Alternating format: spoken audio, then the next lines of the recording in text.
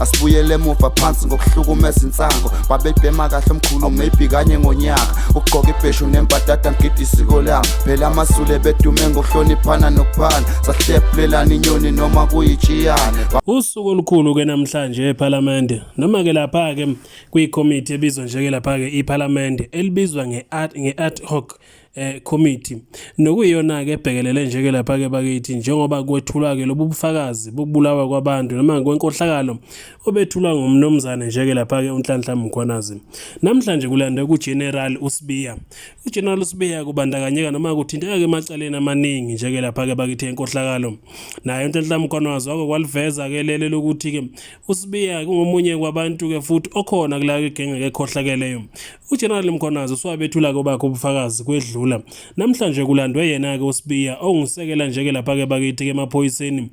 Uyena ke khona namhlanje ozokwethula kubufakazi bakhe. Kuzothi ke ngomhlomunye kusasa bese ke igenge ke yonke ke lena ke eParliament ufaka phakathi nabomnumzana uJulius Malema bempha ngemibuzo based on ubufakazi abethuleke namhlanje. Namhlanje ke usihlalo kuselokhu ke bembuze njalo ngobufakazi ke bethulayo ilalele igenge eParliament yobeke seyidlulisa ke imibuzo sukunikelwa kusasa. Osekuvelile ukuthi kuSibiya uthi ke yena ke ukuxabana kwakhe noMkhwanazi kwaqala mhla kuboshwa kababulali ke baka AKA owayebulawa noma kwadutshulwa ke eThekwini KwaZulu-Natal. Phela uSibiya uthi ke bona bebubuhle kakhulu ubudlelwane ke bakhe ke noGeneral Nhlanhla ke Mkhwanazi. Uthi ke nembala ke akazi ukuthi ke konakalaphi kodwa ke futhi uyavuma ukuthi umuntu owasherelayo ke nguye eqala uSibiya. Uthi kwakufanele ngabe kufonela kuMkhwanazi ngalesi sikhathi ke ethunywe ngumnumzana uBheka icele ukuthi ufuna kuhlanganiswe lonke ke nje ke lapha ke iboard noma ke ikomiti lalihlela ke noma ke labamba ke bonke ababulali elaliphethe ke KZN.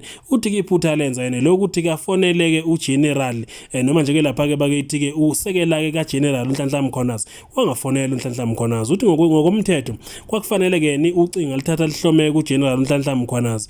Uthi ke kodwa ke esikhathini esiningi uNhlanhla Mkhwanazi uhlale ngumuntu ke obusy ngoba ke ifoni uyifaka ku silence noma akayinikeze komunye umuntu wayengafuni ukuthi ke kubambezeleke ke lokhu ke nje ke lapha ku minister ke ayikufuna ngaleso sikhathi. Kwaphoqeleka ukuthi ke afoneleke usekela ke kaNhlanhla Mkhwanazi ngaphandle ukuthi aqale kuMkhwanazi emcheck ukuthi ingabe ubusy noma cha.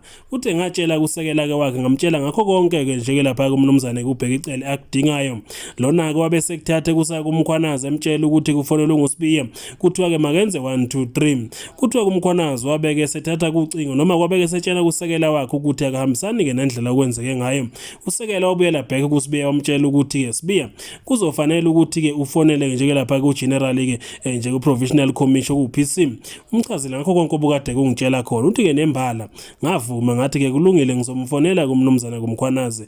Uthi ke mfoneleni ke kwami uMkhwanazi wangitshela ukuthi awuzokusuka le uzoshaya kumthetho ke lapha. Uthi ke nakasebenzi nosopolitiki usebenza ke emaphoyiseni akubekho kwabantu enizobathwela benithi ke niyabadinga. Uthi ke lapho kwaqala khona nje ke ukungeswani kahle phakathi kwakhe ke noGeneral Nhlanhla Mkhwanazi ngendlela yena ayenza wrong futhi kayivumayo ukuthi waba wrong. Asibuyele emuva phansi ngokuhlukumeza insango babebhema kahle omkhulu maybe kanye ngonyaka ugqoka ibheshu nembadada ngidi isiko lami phela amasule bedume ngokuhloniphana nokuphana sahlephulelana inyoni noma kuyijiyane.